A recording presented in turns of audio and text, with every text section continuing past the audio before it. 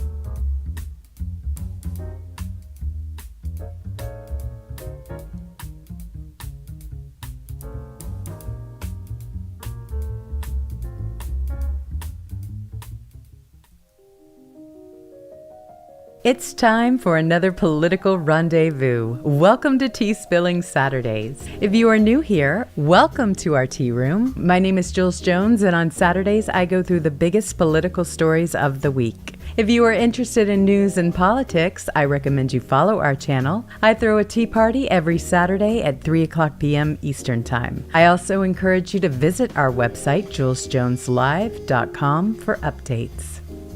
My goodness, what a week. I know it seems like we say that almost every week, but wow. From the unexpected sudden death of a U.S. senator, to the ongoing bombardment of Iran, to gas bag Schumer personally crop dusting the Senate chamber, to President Trump's explosive primetime address, this was quite a week. But first, our fun fact for today. 57 years ago today, on July 18, 1969, then Senator Ted Kennedy drove his car off a bridge on Chappaquiddick Island, Massachusetts. Kennedy managed to escape from the sunken car, but his passenger, Mary Jo Kopechne, did not. It was apparent that Kopechne survived for some time, trapped in the sunken vehicle, but Kennedy did not immediately seek emergency help, and she died. Instead, he said nothing to authorities until 10 a.m. the following morning. Was he held accountable? Not really, but the incident severely damaged Kennedy's national reputation and overshadowed the rest of his career. On a much, much lighter note, tomorrow, July 19th, is National Ice Cream Day, and it's National Daiquiri Day. I'm not sure how well those two would mix, but whatever choice you make, it will be perfect for a hot summer day. We are now 1.5 years into President Trump's second term, just about 18 months, and our president has been relentlessly fighting hard for all the things he promised to deliver for us and more. That's why our title today is Trump Fighting for Us on All Fronts. What do we mean by that? Well, without any deep research, I simply listed all the major battles that President Trump is fighting for us, and mostly winning. I was easily able to list 18 key items without effort. Here they are: denuclearizing Iran, guardian angel of the Strait of Hormuz, U.S. border closed to illegal immigration, election integrity and the Save America Act, the war on government fraud led by J.D. Vance, the new war on left political terrorism led by Marco Rubio, NATO alignment with members paying as agreed, Greenland, dismantling the ICC, the International Crime Court, also led by Rubio, making America healthy again, Kennedy. No men and women's sports, radically reducing crime in major cities, massive investments in America, launch of Trump accounts, savings for children. Inflation and unemployment down, employment up, economy surging to life. Restoration of our national monuments, U.S. global AI leadership, and, as his national address on Thursday evening, proven election interference by foreign nations and the deep state cover-up of that interference. And I know there are more. Somehow President Trump seems to be working all of these things every day. President Trump wants them all. If the country had a fair and unbiased press, we would be celebrating all of these things every day. Sadly, we don't. Except for X and a few unbiased news outlets, the media seems to be hardwired to be leftist and anti-Trump. It's a disgrace, but it doesn't diminish the progress being made. Let's touch briefly on just a few of the items above. Denuclearizing Iran, probably the single most important objective of his presidency, and he is simply refusing to leave the job unfinished, as so many past presidents have for 47 years. The world is already a much safer place. U.S. border closed to illegal immigration, an astonishing 14 months with 0 illegals. None. Election integrity and the Save America Act with the declassification and release of millions of election fraud documents. No one can argue any longer that our elections are safe and secure. They are not. It is very clear that President Trump will be fighting extremely hard for passage of the Save America Act before the midterms in November. The war on government fraud, the theft of billions of our tax dollars, has already been identified and stopped, and the White House task force to eliminate fraud has only just begun. Massive investments in America. This is simply an amazing and complete reversal from the investment direction under prior administrations, and it is all due to President Trump's personal persuasion. This is fueling an economic surge that will benefit the entire country. America is back and America is growing. Not one of these things is easy to address. Each one is a fight and a struggle against entrenched stakeholders who do not want change, yet one or more of them are in the news every day because of relentless focus and attention from President Trump.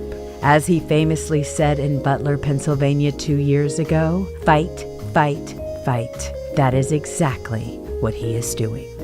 But before we get into the detail of Trump fighting for us on all fronts, we'll begin today's show once again with our reminder, followed by our streamlined format. First, despite the facts and evidence of massive election fraud, John Thune continues to metaphorically spit in the face of every American citizen by obstructing the Save America Act. The best way to help President Trump enact the Save America Act is to keep calling your senators and tag them on social media. Once again, here are the key numbers. Call John Thune, 202-224-2321, and let him know you want the Save America Act passed now, before the midterms.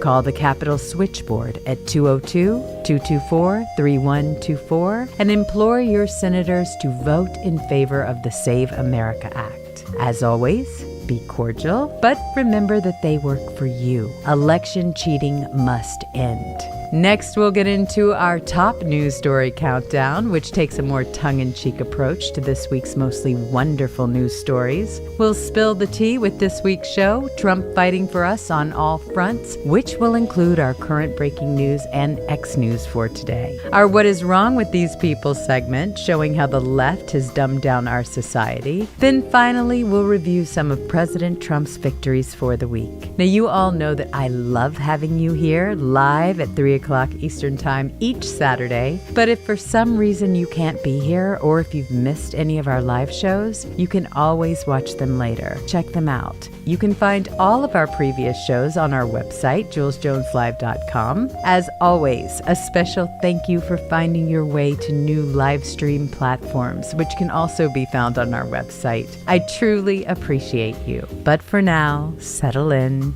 Get comfortable with your beverage of choice as we begin this week's political rendezvous. Let's spill some tea, shall we?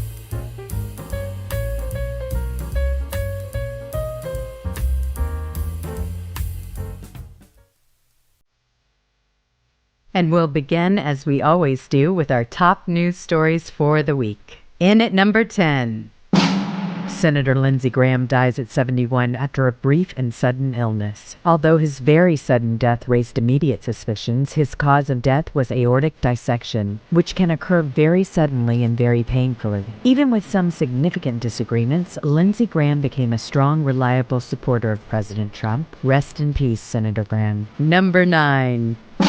President Trump predicts the U.S. will become the guardian angel of the Strait of Hormuz. We're taking over. The complete naval blockade on Iran is back in place, and the U.S. is deterring further Iranian attacks on unarmed civilian ships. Guardian angel is a fitting description as Iran foolishly lashes out on ships and neighboring countries. Number 8. Governor Henry McMaster appoints Darlene Graham to the U.S. Senate. Lindsey Graham's little sister has the support of President Trump, Governor McMaster, and she will serve the remainder of her brother's term in the U.S. Senate. She is also the first female senator from the state of South Carolina. Let's hope Darlene will kick Thune in the seat of his pants and help get the Save America Act passed. Number 7. Oops. Democrat Senator Elisa Slotkin says the quiet part out loud about the Save America Act. Imagine that. Slotkin said that if election integrity is restored and only citizens are allowed to vote, Democrats might never win again. She admitted that Democrats need to cheat to win. Number 6. Trump says U.S. will continue nightly attacks against Iran, says bridges and power plants will be hit next week unless they get to the table and negotiate. Based on the continuing nightly attacks on Iran's military and the IRGC, I would say President Trump has had enough delay, procrastination, and lying from Iran. Now they are paying severe consequences for breaking the ceasefire agreement. Number 5. Senator Grassley reveals Jack Smith spied on 44 members of Congress, actually read their text messages, and lied under oath about it. Acting Attorney General Todd Blanche later indicated he would look into prosecuting Smith for perjury. Deranged Jack Smith belongs behind bars. Number 4. Internet goes crazy after Chuck Schumer loudly passes gas during Senate floor speech. What a disgusting guy. Now the entire world knows the kind of gas you get when you put cheese on raw hamburgers. Number 3. House votes 215 to 211 in favor of special rules resolution to add Save America Act to National Defense Authorization Act. Now it goes to the Senate. If Do Nothing Thune strips the Save America Act out of the NDA, the people of America should rise up and run Thune out of D.C. at the business end of pitchforks and torches. Enough is enough. Number 2. ABC, NBC, and CNN refused to carry President Trump's primetime address to the nation. CBS cut away. This is blatant fraud and outright cowardice. Leftist networks fear all facts which are counter to their narrative and use disgraceful censorship to silence the facts. Unacceptable. This is not news. This is leftist propaganda. Their FCC licenses must be revoked immediately. And our number one biggest story for this week: President Trump's primetime speech. China's interference in U.S. elections. Deep State withheld details of China's interference and hacking of election data from the president. The revelations are shocking and irrefutable. Our elections are not secure, and the legitimate votes of American citizens are being canceled out by fraud. Those who broke the laws must face severe consequences, and this makes passage of the Save America Act absolutely imperative. And there you have it, our top news stories for the week.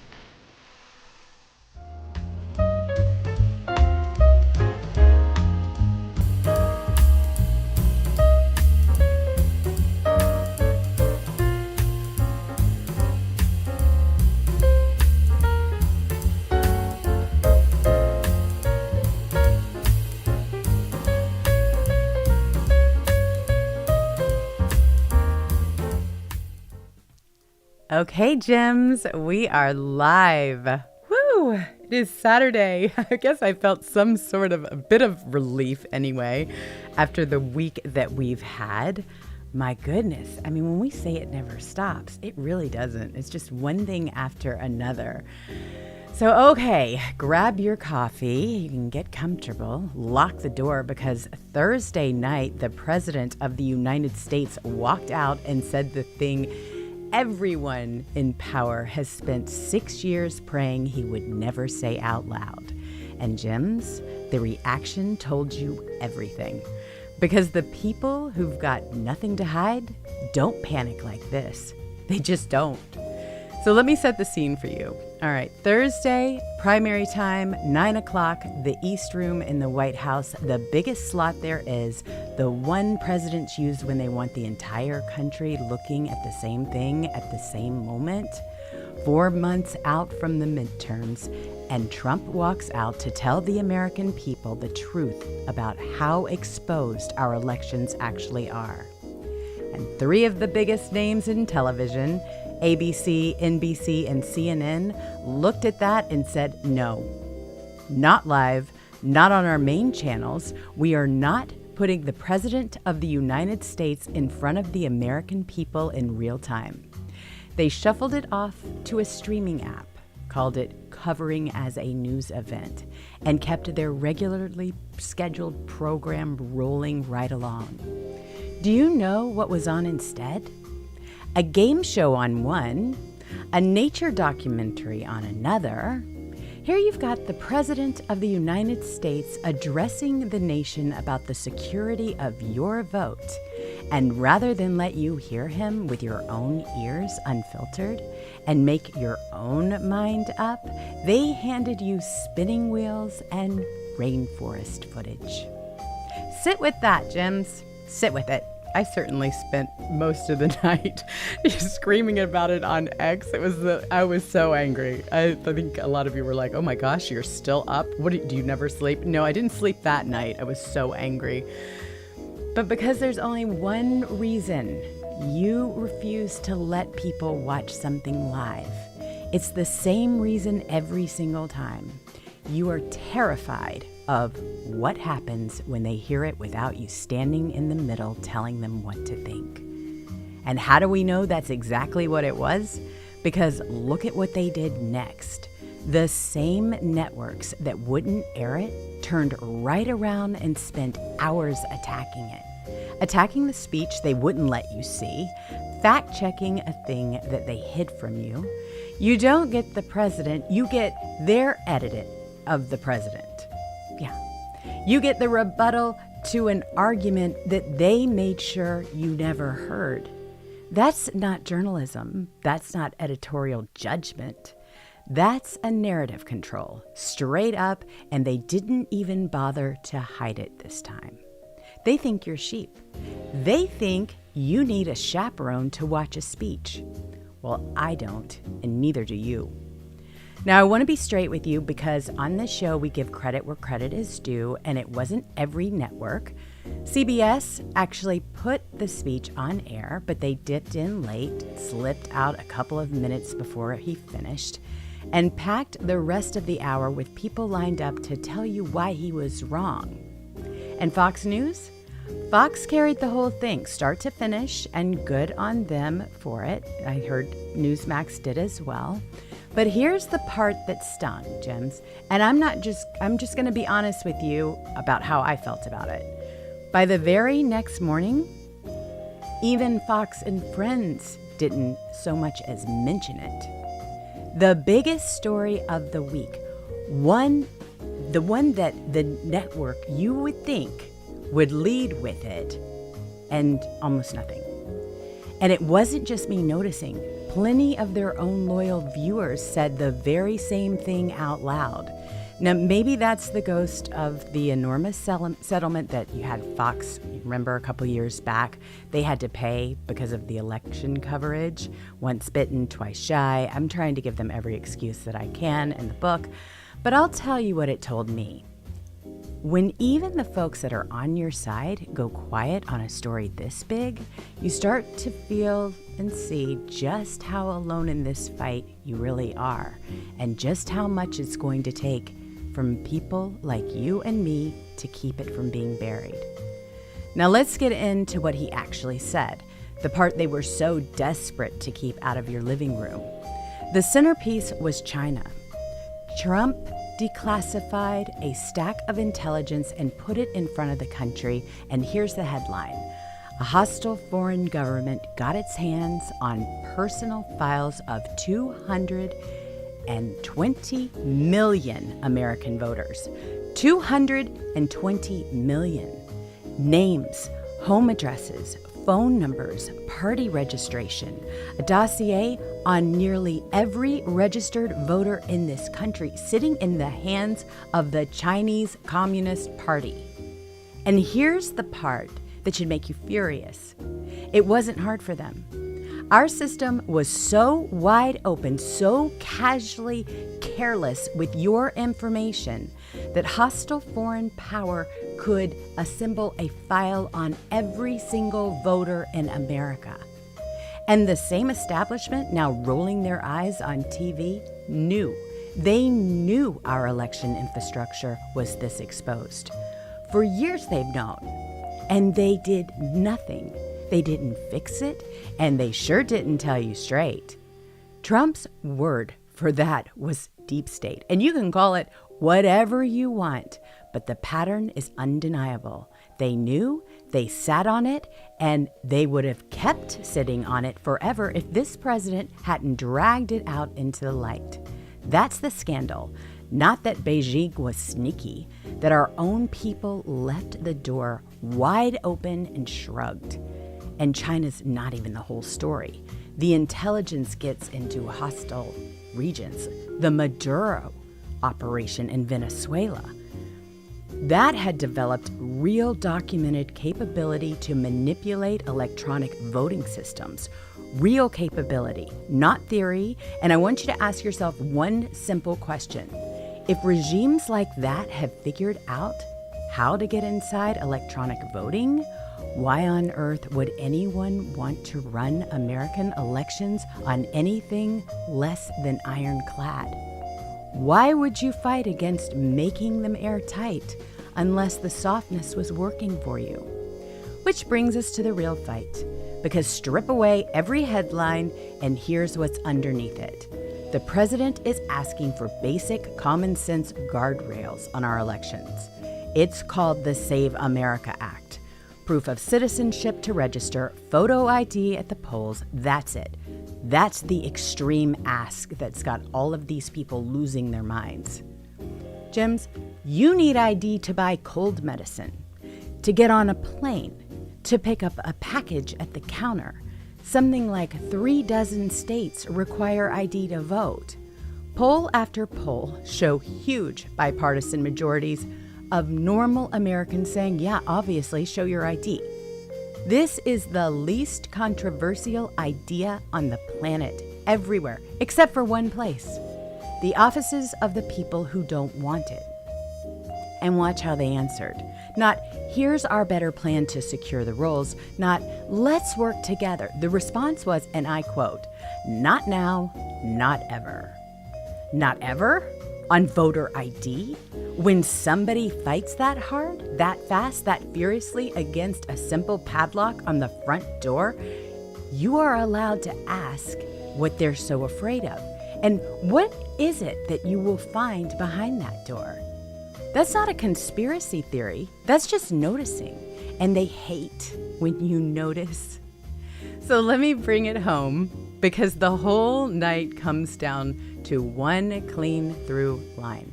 A hostile, foreign power built a file on every voter in America because our system let them.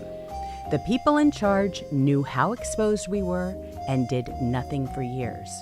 One man stood up in prime time and finally said it out loud. His answer is the most common sense reform imaginable. Show your ID, prove you're a citizen. And the opposition response was not ever. And the media? The media was so frightened of you hearing it straight that they hid the speech and then told you what to think about the thing they wouldn't show you. Every piece of that fits together, every single piece.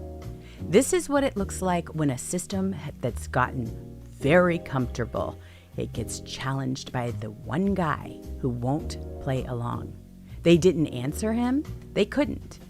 So they tried to keep you from hearing him at all. And when that failed, they spun it. But you saw it anyway. And that's the part they can't stand.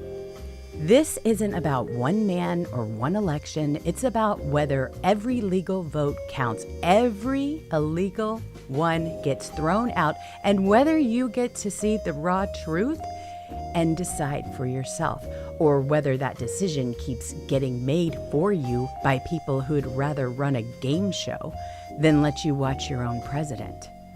We're going to keep mulling through this thread all episode. The documents, what's in them, the network cowardice, the SAVE Act, all of it. We've got it all lined up because knowledge is power. And tonight we are arming ourselves to the teeth.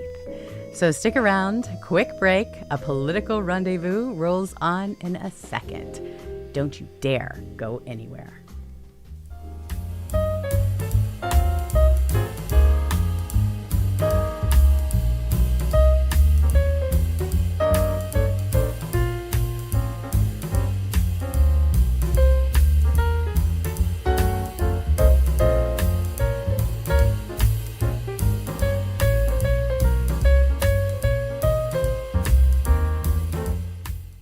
Okay, we're going to head on into some of our breaking stories.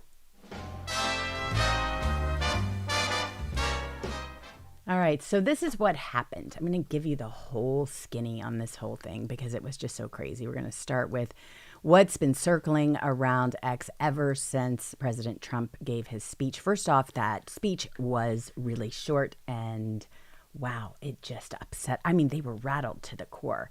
So here, let me get you on the screen because I just love having you on there because you're the stars of this show. Let's see what's going on here. All right, so let's start at the very top. You have President Trump who posts millions of election fraud documents. That really got their goose. Discusses China interference with U.S. elections. This was big. He just said, look, it's yours to dig through. This happened on Thursday night, as you know, and the files landed in the new election integrity section and covered everything from specific schemes to foreign meddling. One batch zeroed in on the Democrat-aligned GBI strategies, while another laid out China's roles in exploiting U.S. voting systems.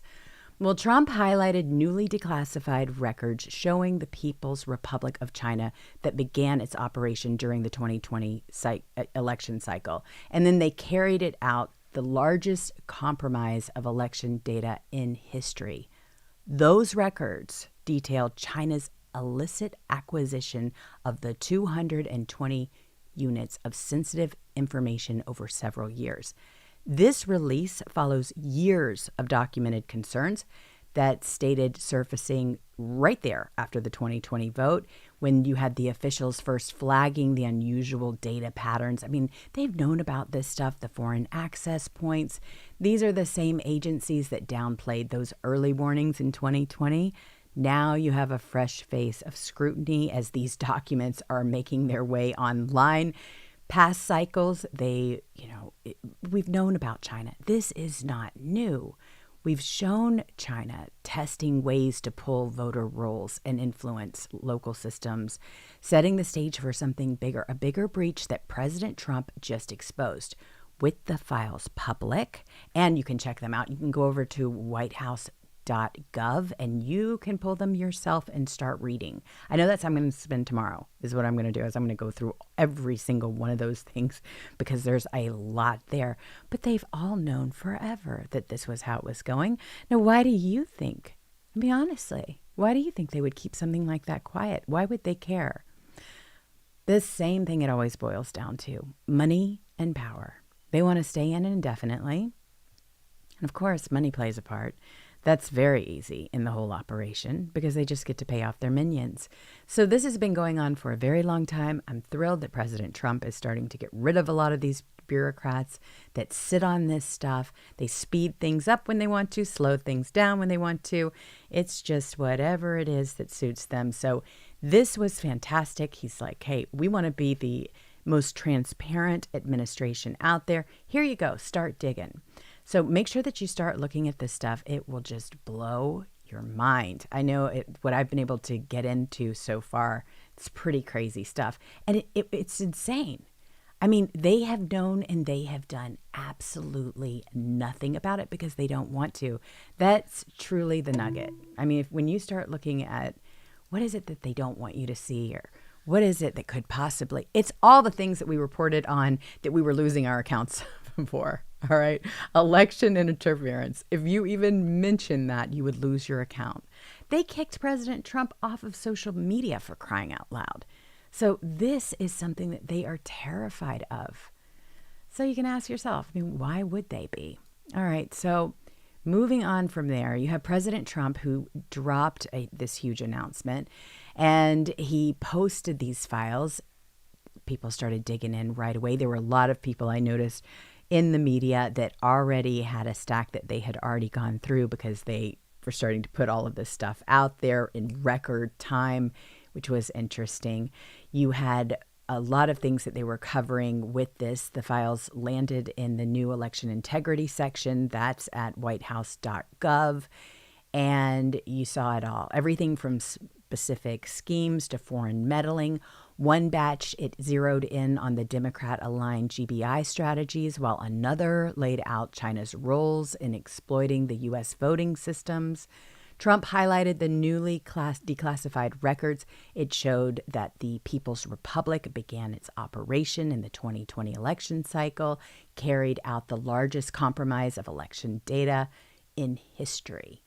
So those records right there, they detail China's illicit acquisition of 220 units of sensitive information over several years.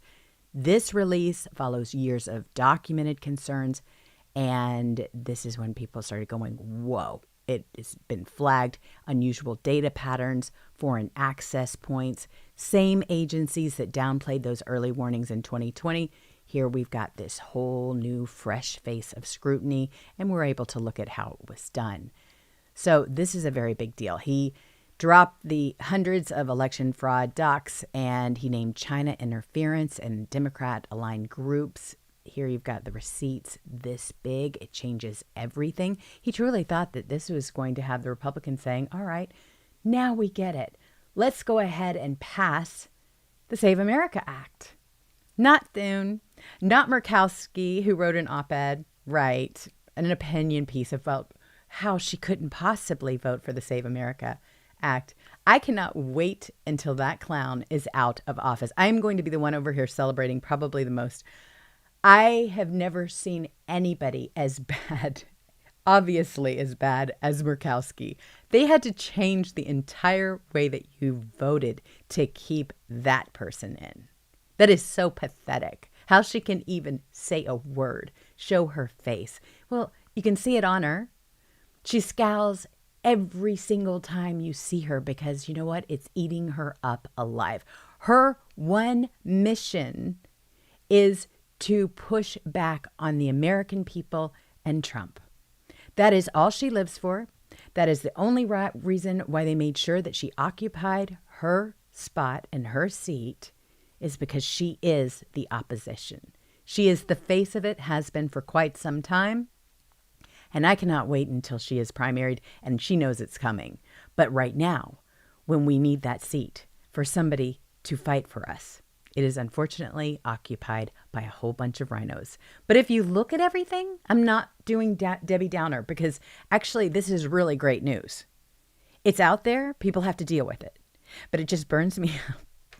It burns me up every single time we have a revelation like this. And then you have the lamestream media just over there trying to tear it up. And the funny thing is that when this whole thing went down on Thursday, I'm watching X, I'm watching CBS, and I'm seeing what they're putting out there, these fact checks. And a lot of you know, because I do a show with GETTR Monday through Friday, and then I have this show on Saturday, because I'm working on the show and I'm the only one behind here at the computer, doing all of the engineering and everything, setting it up, getting all the promos out, blah, blah, blah, what have you. I'm not able to go into X as often as I would like to and engage like that. Well, that's changing. I don't know if you've noticed how busy I've been. I've been very busy on my social media page lately, because when I saw that and Jenny's like, yeah, this is how it always is. I'm like, look at this operation. Look at this coordinated effort. And what it did, it just brought me back to 2020 again, when we all lost our accounts. They didn't even let you see the man talk. I mean, they wouldn't even let you see his speech. And they're sitting there saying, oh no, but we're going to tell you, even though you didn't see it and you didn't hear it, thanks to us, we're going to go ahead and tell you how he was wrong. My gosh. It was just the most unbelievable thing. So I spent most of the night, every single time they would put something out there, I would put out something saying, this is just, you're false. You're wrong. Everything that you're saying is absolutely off the mark. So not only, I'm not really savvy over there, but not only was I doing the quote post, right, where you put your, whatever it is you want to say on top of whatever it is they were saying, but I also just would copy that and I would put it in the replies, because I was like, you need to see this. We need double exposure. I'm like, that's not an accident. That's really what I'm doing here. So yes, I mean, it had me so mad, and I can only imagine how you all reacted to it too. I saw a lot of you, and it was good to see you, because X is just acting weird. I mean, it's like whenever I see one account, that's the only account that they'll show me. I get stuck in this, whatever. I have to go search for people, and I don't really know account names. I know a lot of you visually by your avatars. I don't know the numbers that are behind it. So sometimes I have that problem finding you, but sometimes I'll see you in replies, and that helps quite a deal. But this is huge information. This affects everybody. You would think that they would say, oh my gosh, yes, of course. I mean, China is sitting there stealing our information, interfering in our elections. You got Venezuela. I mean, yeah, let's help out. Let's do something. Well, this bombshell, they didn't want you to know about. They just wanted you just to go on. I mean, China stole 220 million voter files starting in 2020. This is why you had the deep state intel that buried the evidence. The same crew that protected the fraud machine every step. Again, they got all of your personal information. Everything. All about you. They stole 220 million U.S. voters' information. This was in the beginning of the 2020 election cycle. They acquired these files that had your name, your address, your phone number, your party preferences, all the registration details. And Trump showed and said that the intelligence showed China formed a data exploitation unit for the stolen information. He also claimed that U.S. intelligence officials suppressed and downplayed reports of the compromise. So these are people working actively in our system. Actually, you have an FBI agent who's up there saying, I'm running my own deep state operation here. We didn't accuse her of that. She actually came out and said it. I mean, it's like, okay, nobody put those words, out there. She did. She did. So there's a lot of things with this president that he has been up against since he got into office. And you all know this as well as I do. I mean, it's just obvious. There's a lot of information that President Trump doesn't get to see, even now, even still. And he is having to maneuver around all of that. And with his administration, they are starting to root out all of the things and all of the people that are standing in their way. But you see this whole back and forth. And it's serious because even the people that he puts in charge of these different agencies, they're not even able to break through. They're working against them as well. We're finding all kinds of backroom doors and all these different. We need the plans of the FBI building because it's just almost every day or every couple of days we hear about another burn bag. Another room where they have all of this information that they were just going to torch and we would never see again. It's insane. I know. And I'm looking at what you all have to say too. I mean, stealing our money. Cask, I know it. The fraud. They're just looking the other way like, what fraud? Yawn. We don't need to look into that either. Why? Why wouldn't you want to look at that? This is our taxpayer money. This could get us out of debt. This could send your kids onto a path for a better life forever. Your children, your grandchildren. Your Social Security could be bumped up huge, all for the American people. No, they would rather that money be stolen and sent to their other countries, their home countries. It's not even going to be recycled here for us to use to improve how we live, right? Local businesses, they're not going to benefit from any of this. It's being shipped over. And they don't want to talk about it. They don't want to investigate it. They don't want to do a thing about it. Well, it just tells me all I need to know, especially when you start wrapping that in with elections. My gosh, we are really... This is why I pray for President Trump every single day. It's because of this. But we've got it all. I mean, President Trump, not all of it. I mean, let's be honest. There's so much that we don't have because they're never going to let you have it complete. No way. No way. But we're going to get really close. And I think this has got a lot of people scared as they can be. But this is how they get the votes. I mean, look at the operation that Tim Walz is sitting there. Tampon Tim over there. What he's running. He's run it so badly and he's so exposed that he won't even claim his seat again. He won't even try for it because he's in so much trouble. So China bought off reporters and NBC plus ABC blacked out. Trump addressed it. This was huge. The same outlets that had the truth are now demanding to filter it for you. They were completely bought. During the speech, President Trump said, look, they are interfering with our elections and they're doing it for a price. And we got the declassified intelligence. This was with the participation from officials, including the CIA, Director Ratcliffe, and FBI Director Kash Patel, NBC, CNN, ABC, and CBS. They declined. CBS came in and came out and then were busy readying themselves behind the scene so that they could talk about what they wanted to talk about, kind of like the debates, right? I mean, where the moderators were sitting there debating President Trump instead of letting the two candidates duke it out. They were debating for Kamala Harris. They were debating for Joe Biden. This is the most absurd thing I have ever seen in my entire life. This isn't even close to what we need to have as a republic. This is the most absolutely outrageous thing we have ever witnessed. But see, they've been grooming us for quite some time. You hear that word grooming, and you think, oh, yes, they have. They expect to make it to where you don't even turn your head or raise an eyebrow when you hear things like this, that your information was stolen by China, that China is buying a lot of our farmland and everything else, that they've got all of these deals worked out with other countries and other people. I mean, entire states, they are being completely overtaken.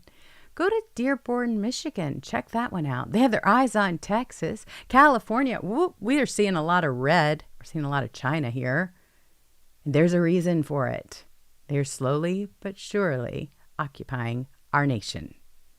And President Trump sees it, and you've never seen a deportation effort like the one he's got going on. It's just going to get better. And don't think he's going to slow down for a second. I mean, the fact that we now have got billboards with people who are dropping babies right here. You've got a Supreme Court.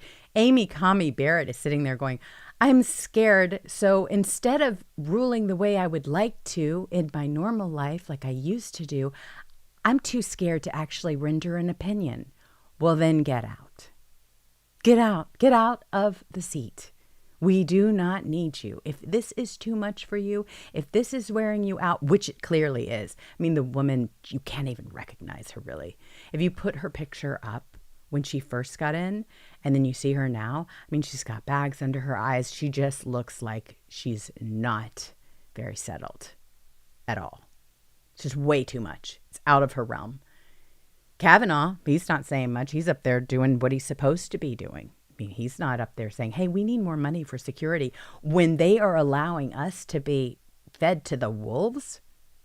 You need security? You want to use our taxpayer dollars so that you can protect yourself and your family? What about us? How do you think that your rulings affect the rest of us? No, I'm not for it. Not at all. But A, she needs to go. And B, they shouldn't have funding. They need to make decisions based on the life that they're going to live, which is exactly like ours. They do not get this two-tiered system of justice played out, begging for money because they're scared. We're all scared. You have American families that have lost everything, children included, to illegal aliens that are in this country. And the fact that they're saying, all right, well, just come one, come all, come drop a baby at the royal ball, and then you'll get citizenship and you can go back to your country and live that life. And then whenever you decide, here's your ticket, this is your passport back to the United States. They don't want to assimilate. No, not even close. That's not in the cards. And here we've got all of this going on with Iran and all of that. The sleeper cells with Barack Obama. We know they're in this country. We see exactly what's happening in Texas. You see all of these different things that are popping up.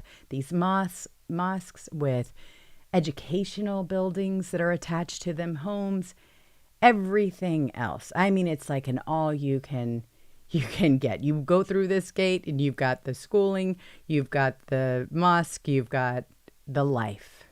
Not even thinking about assimilating here. Not even close. They're here for another reason, to occupy it.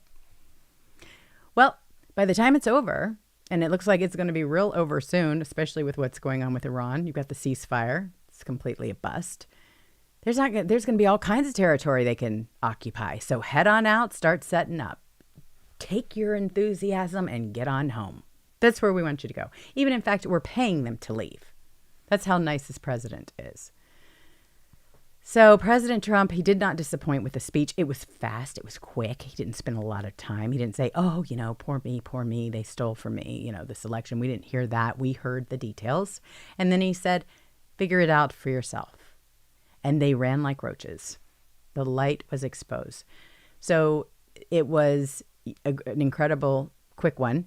You had all of his directors, not all of them, but Director Ratcliffe was there. FBI Director Kash Patel was there. NBC, CNN, ABC, of course, CBS dipped in every once in a while.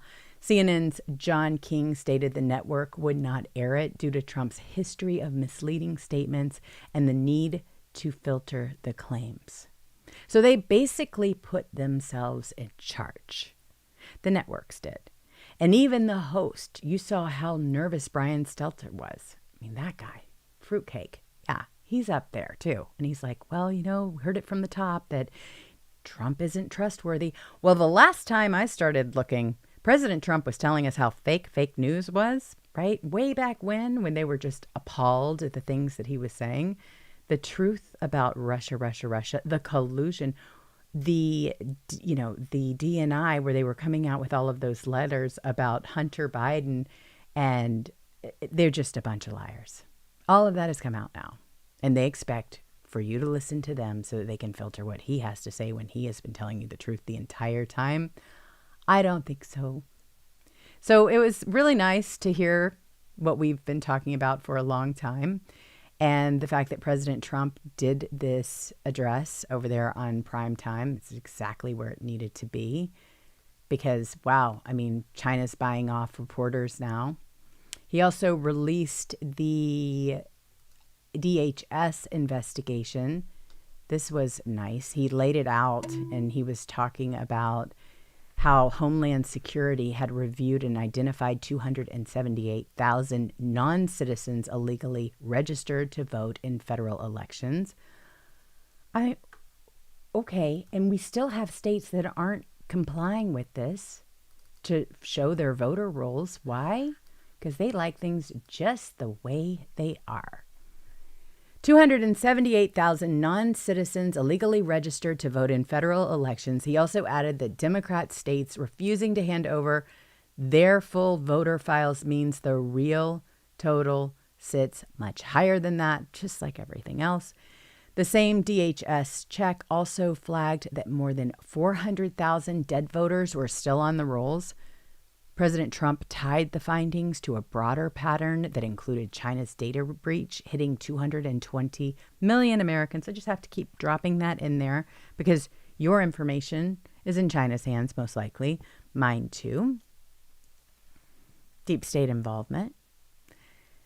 So this is going to be interesting. You've got this investigation. It is going to follow years of states fighting access to their rolls, with multiple Democrat-led states blocking the federal request. And President Trump's announcement was built on the reports of the foreign influence operations and the 2020 era concerns, unsecured voter data, and the federal agencies had already flagged them. The numbers show how easily ineligible ballots can enter the system when the states hide records, and the next elections will test whether those rolls get cleaned before more damage hits. We already know what's going on with that whole thing. Just take my state. This is what I'm saying. For me and a lot of people that live in California, we're used to this. We're used to it. Unfortunately, we have a lot of people. I haven't. I get out there and I vote all the time. But we're to the point where people don't even bother to show up and vote because they know that their vote isn't going to count, that it's going to be X'd out with somebody else's card, whether they're breathing or not. And that's the problem. I try to get excited about Election Day here in California. I'm like, okay, let's go. It's a big day. We're all going to do great. Oh, let's, root for our candidate. We did all the hard work and talk the talk, walk the walk. How do you want to live? All of these different things are going to affect our lives. And you've got these bozos that are voting for things like higher gas prices, right? And all of these scams. And you're starting to realize that you're just going to continue to pay more and more and more. And as a result, people are just leaving this state. They have taken it over. And hopefully we're going to be able to figure out California because it's beautiful and it's just too wonderful to lose. But we are knocking on the door. So President Trump, he hit these airwaves. They started panicking. DHS, they also, started looking at all of the people, all of the things, the declassified emails that showed NSA. They hid the 2020 China election influence assessments from Trump. And then Trump urged calls to Congress, immediate passage of the Save America Act. What's the problem, Thune? Nuke the filibuster. That's it. Don't even clown around anymore. Get rid of it right now. We have got to nuke it. We have got to get the agenda passed. A trifecta. We won overwhelmingly. I mean, it wasn't just like, oh, it's close. No, the American people gave a mandate. This is the one election where we vote for one man to speak on our behalf. The entire country determined, too big to rig, to have him handle it. And you've got the likes of Thune, who will never appear on my ballot or most of your ballots unless you live in his state. And he's going to dictate our agenda?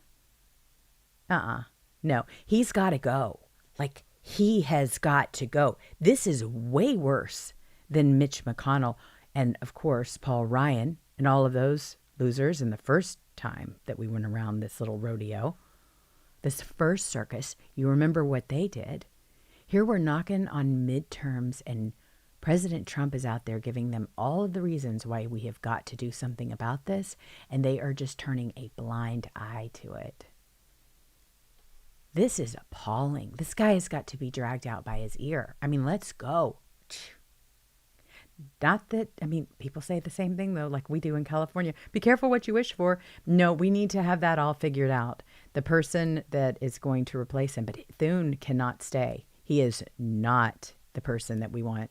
He is working on behalf of some other entity. And when you start looking at all of the donors that he has been getting in his coffers, and Tillis and some of the others, you understand it even more. They've been completely paid off by these lobbyists in these different groups. They are not interested. They do not care. They figure, oh, you know what? We're just going to continue to hit the tennis ball back to the other side.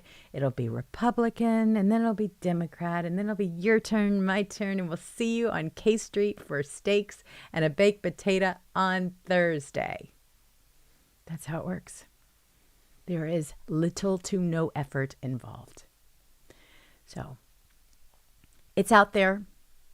They know, you know, and that's why I say you have got to call. I know, I don't like calling them either. I can't stand it. I call that Thune every single day. If I stub my toe, that is a perfect time for me to call. if something goes on, right? If I can't get a stain out of my shirt, whatever, in the laundry, the first person that I think of calling is Thune now. That is how it's going.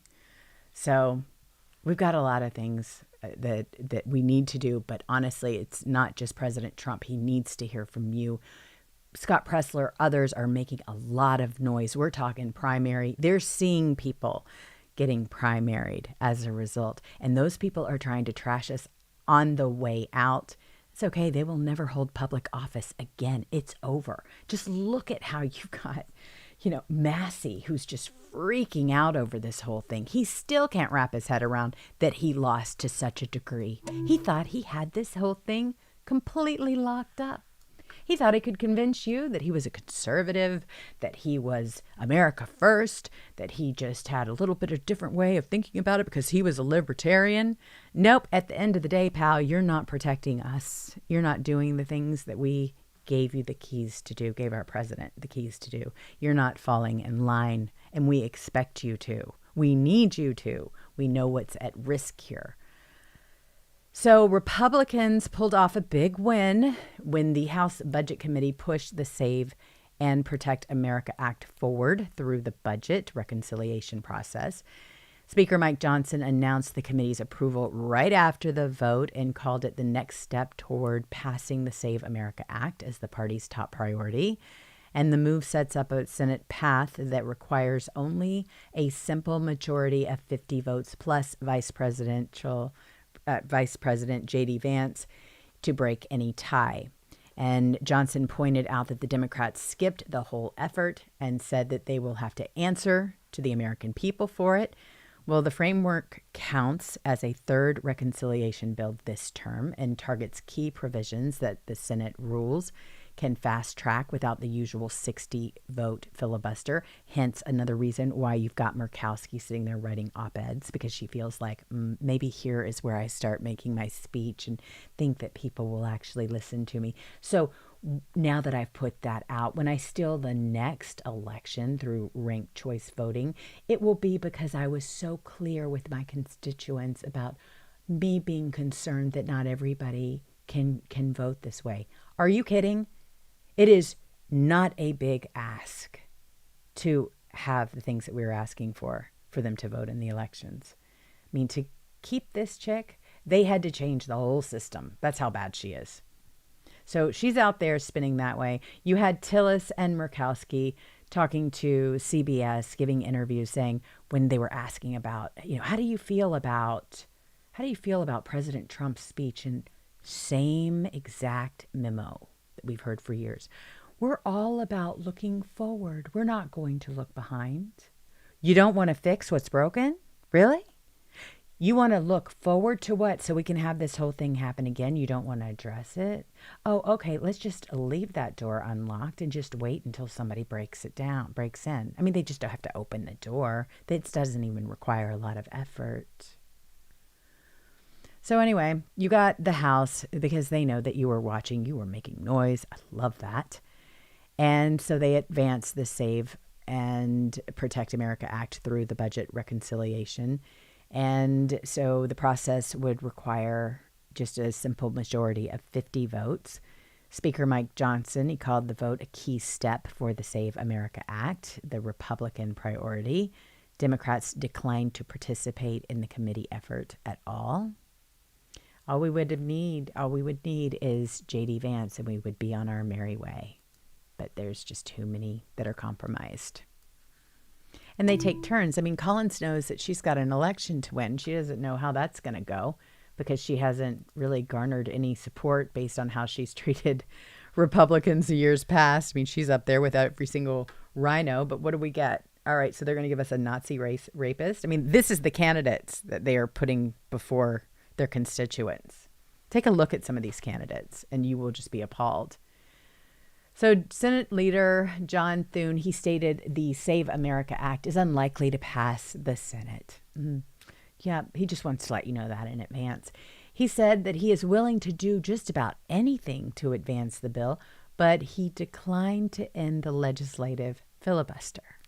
So he'll do anything else, right, except for what he needs to do in order to get this done. Then Thune blamed Democrats for blocking the process on the legislation. The House passed the Save America Act for the third time as an amendment to the National Defense Authorization Act. And we should be expecting a shutdown in 3, 2, 1, because they're not going to do anything. President Trump, he previously described Thune as a weak leader who has not secured enough votes to change the Senate rules. He's right. There's another reason. I'm glad to hear President Trump talk this way about Thune. Because for a long time, he wasn't weighing in. I know he was probably working behind the scenes, seeing what he could do and having people talk to this clown. But now, all of a sudden, President Trump sees the gloves are off. We've got to do something about this. So there you go. It's going to be interesting to see what happens going forward. But we've got so much that what's great is we have breaking news, right? And so we all go over there and we all start weighing in on whatever the breaking news is. But then we all come back to what's really on the table and really what will change the course of this country, and that's secure elections. I mean, you have people that are out there even saying, Slotkin was one of them. Hey, you know what? You pass that and then we'll never have another seat in office again. You're right. You won't. That's what we want. We want people that are actually working for this country, not working for themselves. Long overdue. So we've got some breaking news that happened today and just some regular news. But there you go. That's where we are right now with the Save America Act. Anything that you can do to make sure that we get this, just pick up the phone and call. I mean, whether you're washing dishes, just stick it on redial, put the number in, push the number, and you can give them a call. And I'm telling you, our life will be a lot better once we get this whole thing done. Now, I'm not saying that we can completely count on them to listen to us, but let's make them miserable. I mean, we have to call. This is what we need to do. So again, those numbers, just so you have them, call John Thune, 202-224-2321, and tell him that you want the Save America Act passed now. I'm not even nice anymore. I'm going to be honest. I'm not when I call. Not at all. Also, you can call the Capitol switchboard at 202-224-3124 and implore your senators to vote in favor of the Save America Act. I'm even doing that with my senator here in California, just so you know. I'm a total nuisance because this just burns me up. And I'm in a deep occupied Democrat state. I'm in a sanctuary state. The whole state is being run by the Democrats to such a degree they can't even blame what's going on any Republican because there's no way they can. This is what happens with the Democrats. So you can call the switchboard. Again, that number is 202-224-3124. I have all these numbers memorized. That's how sad it is. But I call them at every single, moment that I have available because I know how important it is. It's real important. It's going to take all of us. That's all I have to say about that. It's really, we just have to be the biggest nuisance ever. We have to be involved in the primaries. I think that is sending a big message. People are really getting uncomfortable when you are able to knock down Massey and others. This is a great sign because they used to just not really take us seriously because they had this huge war chest of money. Not anymore. So here we go. Colleges, they pocketed millions from foreign entities on U.S. watch lists. The State Department finally cracking down on it. This is long overdue, big time. So the State Department and other agencies, they plan to crack down on the universities accepting funds from foreign entities on federal watch lists. Dozens of major U.S. research universities received a combined $27.6 million from such entities. This also appeared on at least 10 of the watch lists maintained by the Treasury. You have the Commerce, Homeland Security, Defense, and State. The data drawn from university disclosure forms submitted to the Department of Education. Speaking of freaks, Randy Weingarten. I don't know if you saw her, but she was jumping up and down, acting like the clown that she is. That was a fun little video over there on X. That was a wonderful surprise because this woman is so screwed up. I don't know if you know who she is, but she's the one that sat down and spoke to Hillary Clinton, and it was like she had stars in her eyes. I mean, she just couldn't even concentrate. She was just so in love. But yeah, Randy Weingarten, people know exactly what she's about now, and it's kind of fun to watch. I'm going to show you this. Oh, I can't because it's on Fox, but what I'll do instead, here she's just jumping up and down at the podium. This is from Eric L. Dodd. It says, Teachers Union President Randy Weingarten is getting ripped for going psycho. This is on my page on X if you want to check it out. It's Jules Jones Live over there. Violently jumping up and down and saying she just wants to drink vodka. No wonder she was so starry-eyed when she was looking across at Hillary Clinton. She's fed up with Trump. She says the power of the people is necessary to stop him. So teachers' unions, of course, they are a Democrat political weapon. You see a lot of what's been going on in the schools. That's also been revealed. It's probably one of the best things only good thing that happened with the whole COVID situation was because parents got to take a real good look at where they're dropping their kids off for 8 to 10 hours a day, depending on if they have sports or not, and who they're around and what they're being taught. The whole world was on pause, as you know. So this is a real gem. And then the other thing was, of course, and I put in here, she spent years shutting schools down, and now she's the one lecturing America about who's dangerous. Pick a lane, Randy. Insanity. Here's the Murkowski. Just ridiculous. The ranked choice. She's facing massive calls to be primaried. See, look at her face. I'm sorry. You can just see the frown lines. You can see how angry she is. It's in the eyes. She knows that who she actually is. She used to think that she could pull it off with a skateboard or whatever, try to play that part. It's not working anymore. She's getting your calls. I'm calling her office too. And I am leaving my messages to her directly. I love that. I get such satisfaction out of that one. But yes, they're saying, hey, look, give us a primary challenger. We'll get rid of her. So she comes out with this, op saying, that she is against why I'm voting against Save the America Act. It's because it's too draconian, especially for voters in remote parts of Alaska. That's her excuse. Please.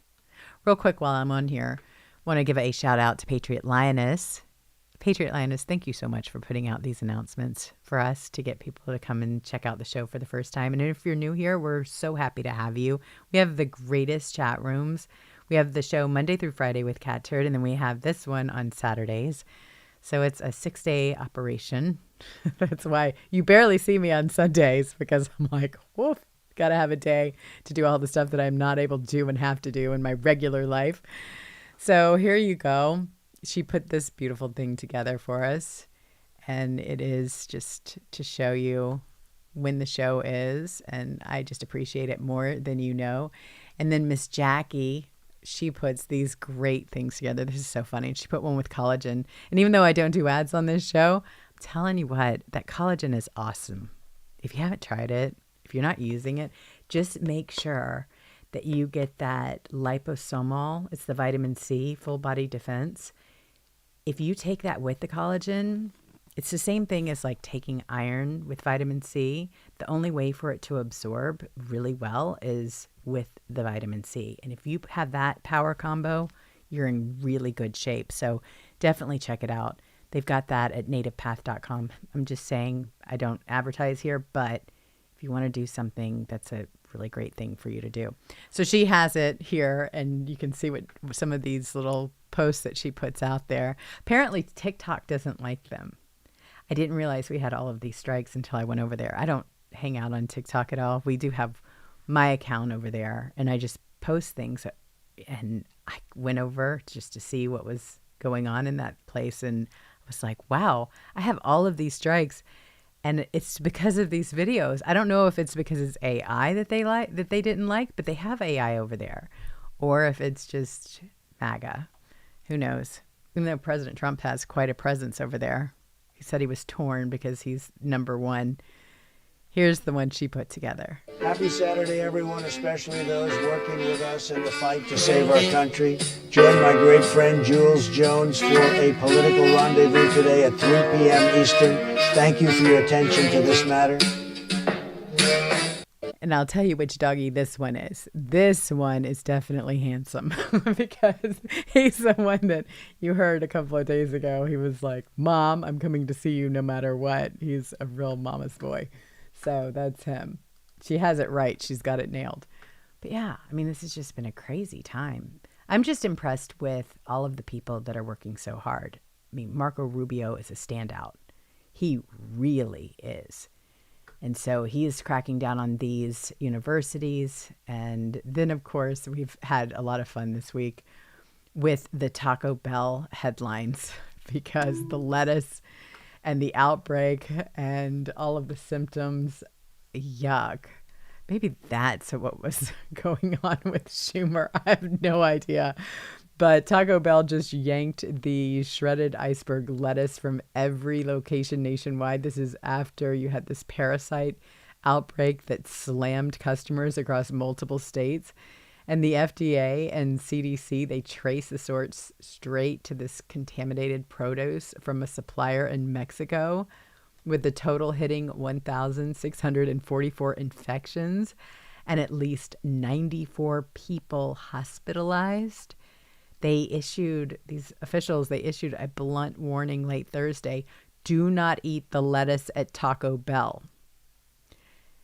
Victims have reported explosive diarrhea, stomach cramps, nausea, weight loss, and fatigue that drags on for weeks or relapse even after seeming to clear. So in some cases, this even turned severe enough to need hospital care, especially those with weaker immune systems. The supplier apparently has already shown up in prior contamination problems, yet the chain keeps using the product until the numbers exploded, literally. And so the CDC and the FDA, they stepped in only after the cases piled up. This is the pattern seen with other imported leafy greens that bypass the stricter checks at the border. So federal trafficking finally pinned the outbreak to the Mexican source. This is after complaints flooded in from states hit the hardest. Yes, stay away from Taco Bell. Yeah. Yuck. Let's move from that one. Then you have unacceptable and dangerous. All right, so Georgetown's China initiative, it gives the CCP linked groups access to future U.S. policymakers. Telling you this whole China influence is out there and in front and at the ready. So I can see it here a lot. It's very obvious that we have got a real situation going on in California. The influence here is tremendous, but you've got CCP linked groups that have access to future U.S. policymakers, and they're using it. So all of this is coming out.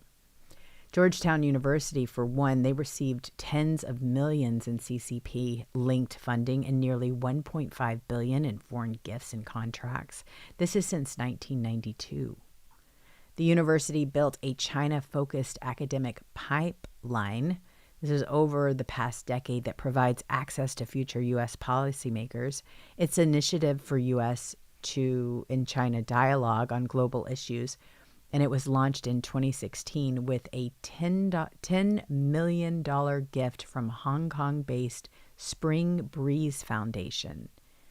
Undergraduate tuition at Georgetown, just so you know, is $74,520. Now, this is before room, board, and fees. Think about that ticket. So here we've got China's program. It's now they're trying to hook up with these future U.S. policymakers straight to them. Tuition has gotten way high. And all this time, you've got America that's being sold out. I don't think, and I totally have said it since the very beginning, that we should even make any exceptions with all of these Chinese students that are coming over here. I'm sorry.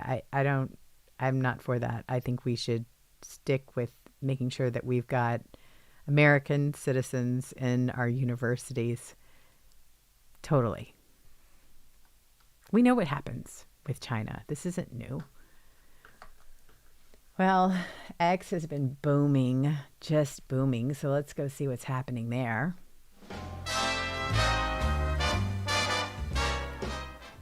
A name that you're probably going to hear a lot of is Nikki Flores. It was the first time I had really heard her name. So you can picture this. You've got the same Nikki Flores who once worked inside the FBI. She just landed as the director of insider risk at Microsoft.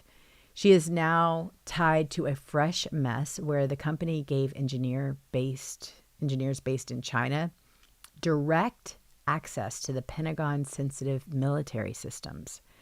Well, Miranda Devine, she flagged it straight out. She pointed back to Flores's earlier moves against the Hunter Biden probe. Flores herself once said on the record, "I'm basically running a shadow government across the FBI at this point." This is who I was referring to earlier. So this is not us saying it. She said it. That line dropped right before her jump to the private sector gig. Grassley and Johnson had pushed hard on the Hunter Biden investigation through the Senate Judiciary and Homeland Security channels, digging into foreign business ties and laptop records. Flores's role inside the Bureau involved steering responses that slowed or blocked the key documents handoff during those years. Microsoft then placed her in charge of the insider risk controls, the exact spot overseeing who touches classified Pentagon data. The China-based engineer access came through a contractor pipeline that bypassed standard vetting. That setup leaves American defense information exposed to foreign actors, while the same players who once protected Biden family files now hold the keys to a major tech firm. Frightening. I'm watching for any follow-up from congressional oversight about all of this on those contract clearances. We have a lot of people, and you see it. You'll hear a name, somebody will drop a name, and then a couple of years later, you're like, why does that sound so familiar? And then you start digging into them, and you're like, whoa, okay.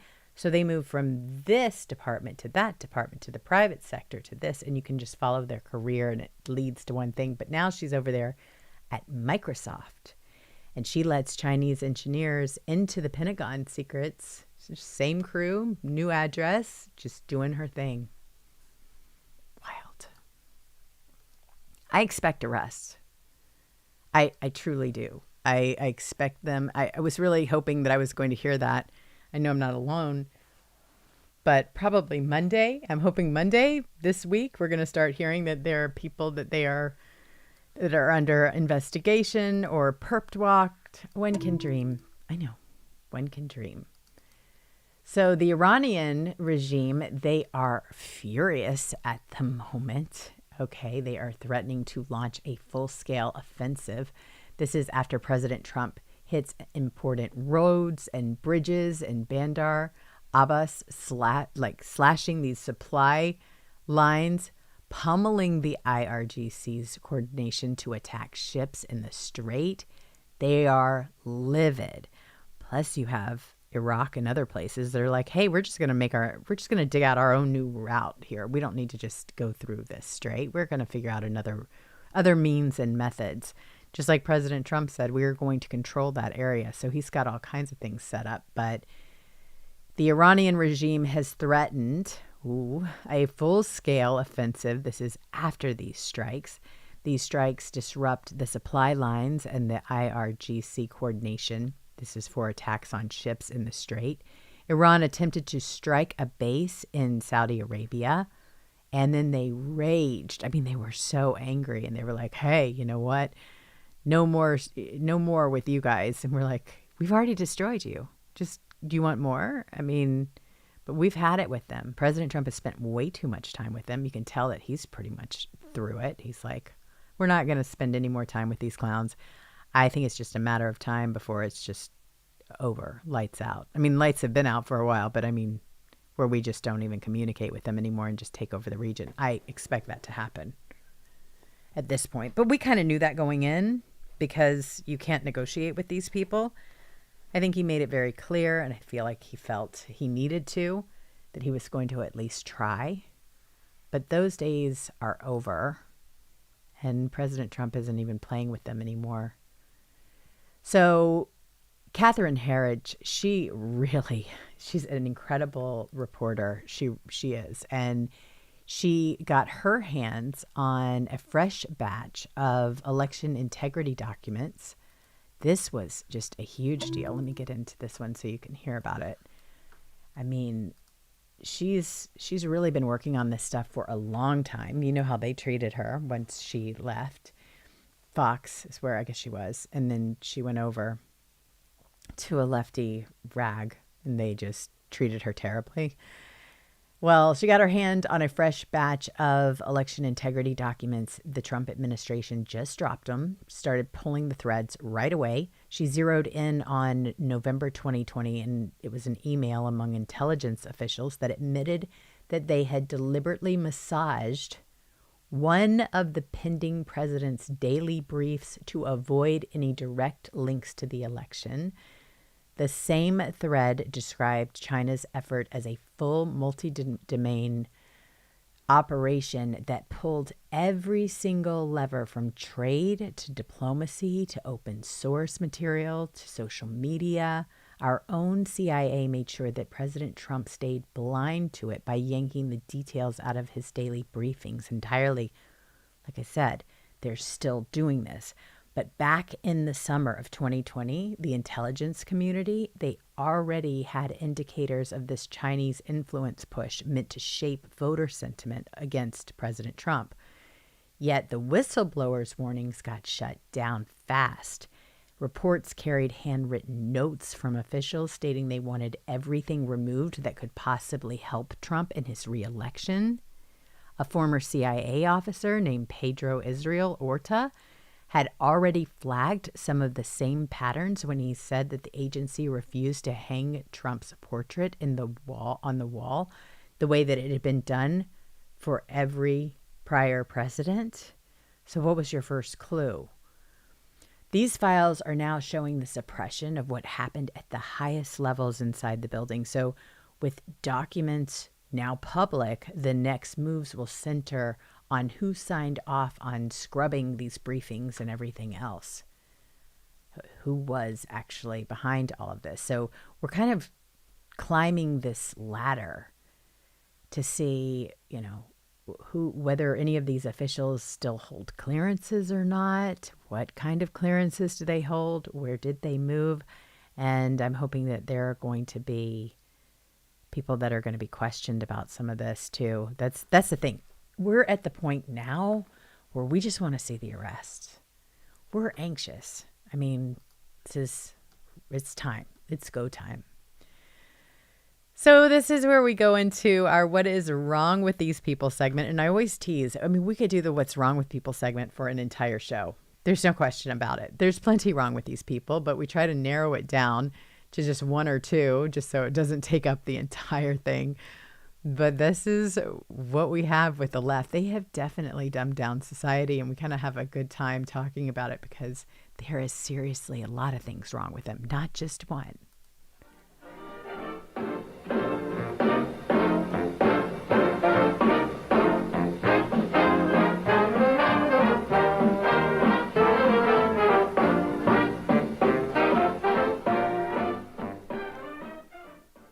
So, of course, President his address just got them all crazy. His speech on foreign election interference prompted preemptive criticism from Democrats and media outlets.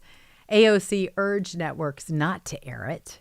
CNN, NBC, and ABC declined to broadcast, as you know. You had CBS that was in there going, we're just going to flirt with it a little bit and then just make sure we have our soldiers stacked up right afterwards. Democrats, including Chuck Schumer, attempted to frame the speech content before it began. One cited reason for the reaction was preventing public discussion of voting integrity issues. This is how against it they are. They worked this hard, all of them, to make sure that you don't get free and fair elections.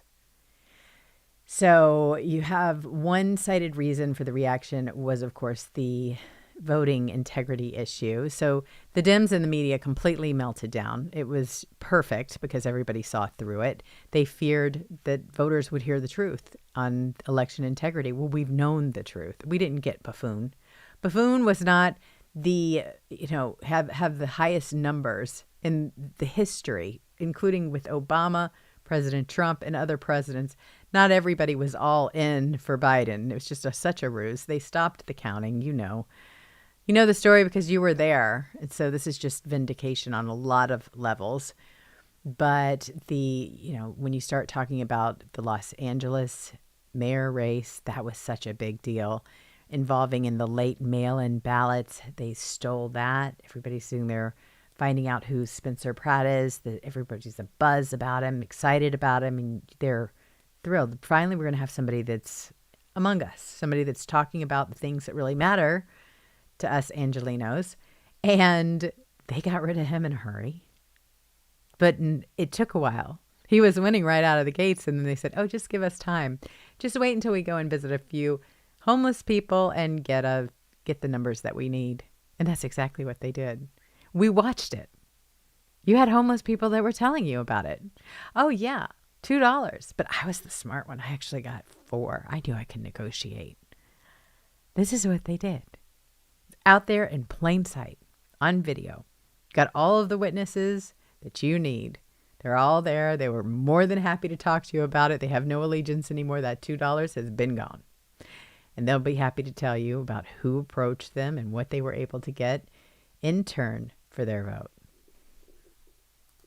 Infuriating.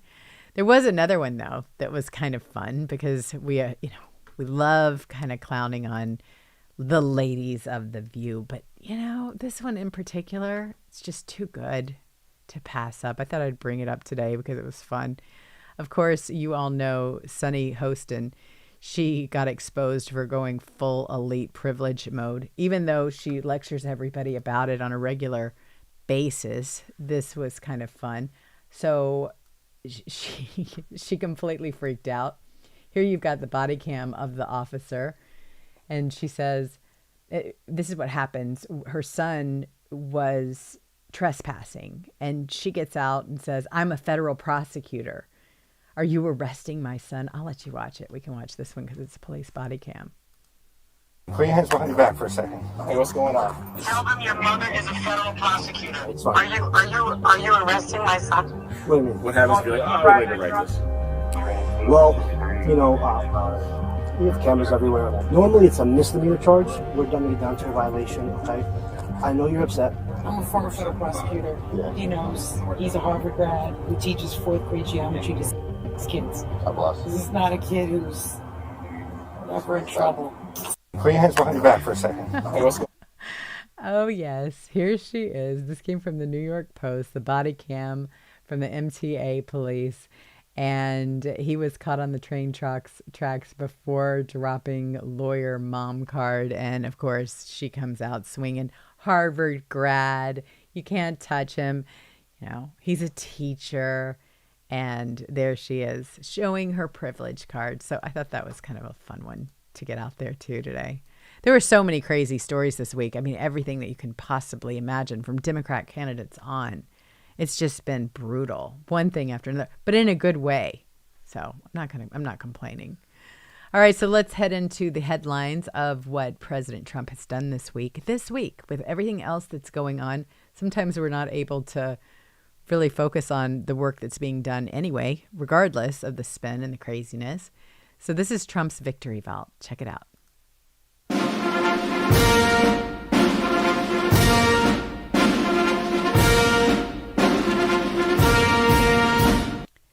Intelligence reports support Trump's claim of Chinese election interference. It's all out there for all to see. You also had the House Budget Committee, who advances the Save America Act in reconciliation, which needs just 50 votes, plus J.D. Vance in the Senate. There was a huge win for Second Amendment federal appeals court that struck down New Jersey's unconstitutional semi-automatic rifle ban and magazine limit.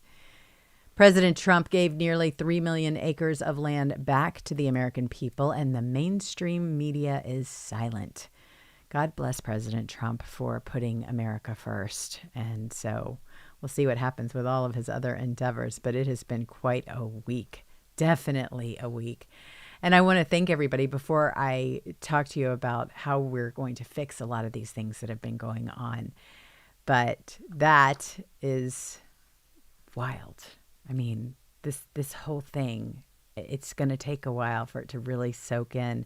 This is why they're so panicked. But President Trump, with everything else happening, he made sure that he got other business done as well. So that's our victory vault.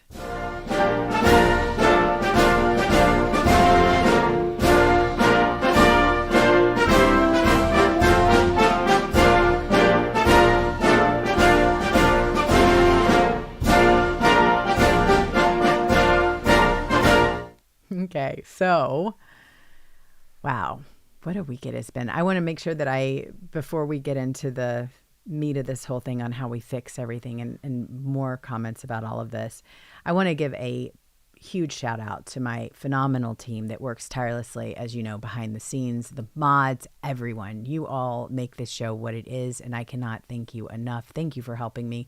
I could not do it without you. There is so much that goes into these shows, and I've just got such a great group of people. So I just want to thank you, and thanks for being here as well. Even if you're not helping with the show, thanks for telling people about it and turning people onto it. We have a good time. We really do, and we can grow it. Meet other patriots that are of like mind.